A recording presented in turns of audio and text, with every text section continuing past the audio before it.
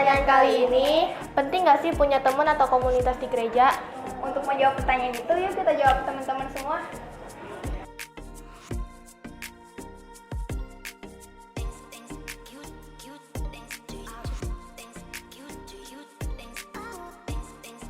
Kita mau nanya nih, kira-kira penting nggak ya punya teman atau komunitas di gereja? Penting sih, karena dari komunitas itu kita bisa lebih dekat lagi, lebih mengenal satu sama lain. Kan kalau dalam gereja kayak gini kan, kalau ibadah gini kita kan nggak mungkin kan bisa begitu akrab. Jadi dari komunitas itu kita bisa menjalin hubungannya lebih erat lagi sih. Jadi penting. Makasih Ci.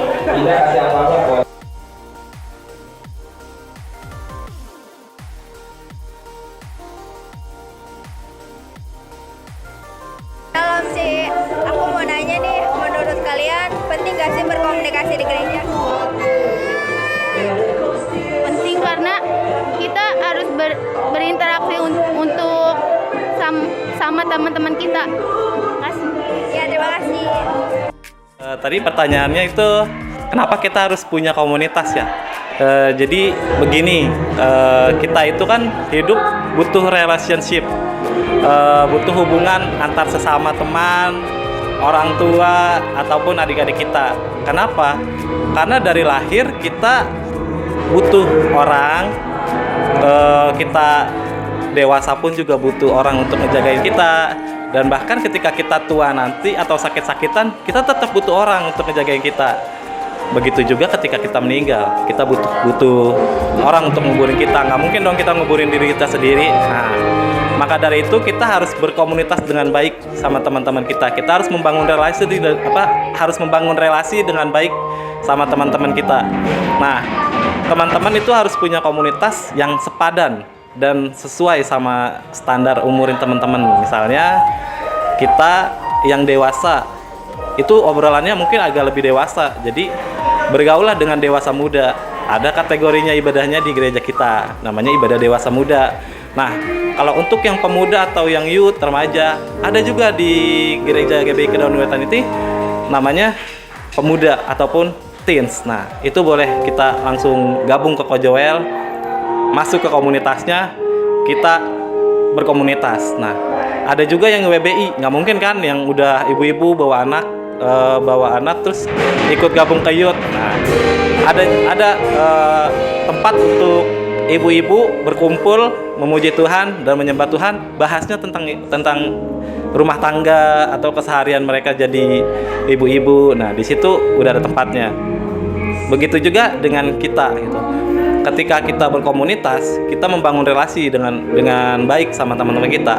Itu sangat menguntungkan banget buat kita. Karena apa? Ketika kita berbisnis, kita usaha, ataupun kita nyari loker, ataupun bekerja, ada teman kita, itu kita jadi lebih baik gitu.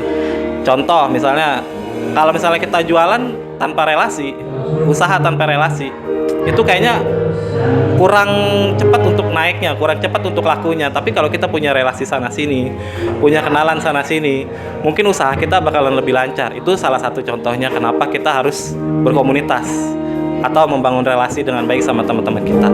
Nah, begitu juga kita harus membangun relasi sama Tuhan. Karena kita, gua ngeblank lagi. Gimana kita bisa ngejalin hubungan kita sama Tuhan kalau kita ngejalin hubungan sama sesama aja, sama teman-teman kita aja kita nggak bisa. Maka dari itu, mulai dari sekarang teman-teman harus bisa bangun relasi, bangun komunitas sama teman-teman sepadan kita, oke? Jangan lupa daftar di Kojoel ataupun ketua-ketua komselnya masing-masing. Dan kita juga ada komsel, ada kakak gitu, atau komunitas kecil. Teman-teman yang belum tergabung dalam komunitas kecil, boleh bergabung di komunitas kecil. Karena apa? Karena di ibadah itu kita cuman memuji Tuhan, terus pulang salaman, ya udah langsung pulang. Kalau di komunitas atau di kawanan kecil kita, di komsel, kita bisa mengakrabkan diri, kita bisa saling mengenal satu sama lain, dan kita juga bisa untuk mengenal satu sama lain, kebiasaannya, hobinya apa. Mungkin kita bisa nongkrong bareng juga. Ya, gitulah jawaban dari saya. Terima kasih. God bless you.